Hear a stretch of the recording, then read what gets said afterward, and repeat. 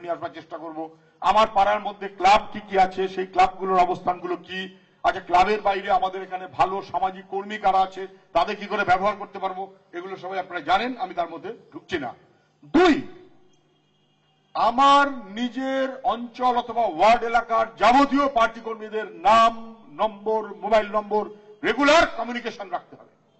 বারুইপুরে এক এলসিএম বললো, আমাদের তো সব কিছু জানা থাকে না, আস্তে আস্তে শিখি। কর্মীদের ডেকেছিল বোধহয় 22 জন না কজনকে, তাদের 11 টাকা না কি একটা কি টক টাইম কি ভরে দেওয়ার কি সব সিস্টেম আছে কম বয়সীদের, তাদের প্রচুর মেসেজ করা যায়। আমি জানতাম না, ওরাই বললো, ঠিক বলে আমি জানি না, তাই করা যায়, আমি জানতাম না। বললো দাদা ভরে দিয়েছি, ছেলেরা একদম লেগে পড়েছে, যার নিজের বন্ধু বান্ধব আত্মীয়। এমন কোন পার্টি কর্মী কি আমাদের আছেন আজকের মিটিংয়েও? কম বয়সী কি আমাদের প্রচুর এসছেন? না। তার মানে কি যে কম বয়সী আমাদের সঙ্গে নেই? আছে। ওদের মতো কাজ দিতে হবে। এমন কোন পার্টি কর্মী কি আমাদের আছেন এখানে যারা আছেন, যার অন্তত 20 জন বন্ধু অথবা আত্মীয় আমাদের যাদবপুর পার্লামেন্ট এলাকার মধ্যে নেই? এমন কেউ আছেন কি যে আমার কোনো বন্ধুও নেই, আমার কোনো আত্মীয় নেই, আমি একা নড়ে? আছেন? হ্যাঁ কি না?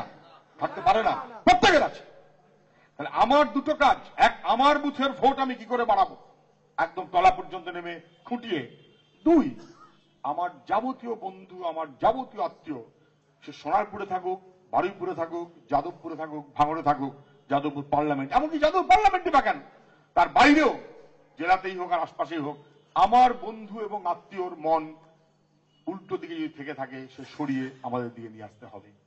এটা সম্ভব। এবং প্রতিটি বুথ এলাকাতে এমন 3 জন 4 জন কমরেড সবসময় আছে, যারা আমাদের কর্মী, হয়তো মিছিল মিটিয়ে যায় না, কিন্তু প্রচুর মানুষের সঙ্গে সম্পর্ক রাখে, মানুষের কাছে বাড়তি ভালোবাসা পায়। এমনকি সেই কর্মীদের ব্যবহার করলে হয়তো কখনো কখনো লাভ হতে পারে। তাদের মিছিলে ডাকলে লাভ হবে না, কিন্তু তাদের এই ইন্ডিভিজুয়াল কমিউনিকেশনের নেটওয়ার্ক, চেইন সিস্টেমে, বন্ধু তার বন্ধু তার বন্ধু, আত্মীয় তার আত্মীয় তার আত্মীয়, আমি আমার পরিচিত চারপাশের যতটা সম্ভব ব্যাপৃত করে এই একবার এই নির্বাচনটাকে আরেকটু গুছিয়ে নিয়ে আসতে পারলে দুটো লাভ। যেমন তারপরের পৌরসভা জিতে আসতে আমাদের অনেক বাড়তি সুবিধা হবে, তেমনি যাদবপুর পার্লামেন্ট জিতে আসা মানে রাজ্যে আমাদের পার্লামেন্টের আসন সংখ্যাগতভাবে যে বাড়িয়ে আনা মানে জোকের মুখে নুন ফেলে দেওয়া হবে, ও জোক গুটিয়ে বসে থাকবে।